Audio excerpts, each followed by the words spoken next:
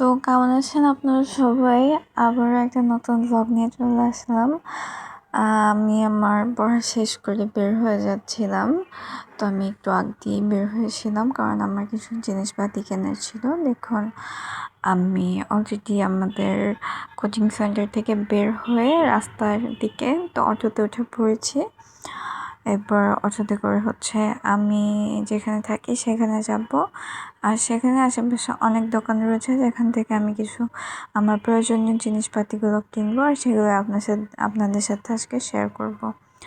তো এই রাজশাহী শহরে আমি আসলে এখনো কোনো কিছুই চিনি না। এটা হয়তো বদ্ধ গেট মনে হয়, আমি সঠিক জানি না। যারা জানেন অবশ্যই আমাকে জানাবেন। আর এটা বাস স্ট্যান্ড। হ্যাঁ, এখান থেকে অনেকে বাসে করে বিভিন্ন জায়গায় যায়। তো আর দেখুন ওপাশে রেল লাইন আছে। আর এখান দিয়ে আমি চলে আসলাম। এবার আমি চলে যাব কিছু জিনিস কেনাকাটা করতে। তো আমার খুরমা অত্যন্ত প্রিয়। তো আমি এখানে 30 টাকার খুরমা কিনে নিয়েছিলাম, কারণ রাতের বেলা খুরমা খেতে আমার খুবই ভালো লাগে। তো যেহেতু এটা ফেভারিট, তো আমি এটা কিনে ফেললাম। আর এরপরে আমি কিনবো কিছু কাঁচা সবজি।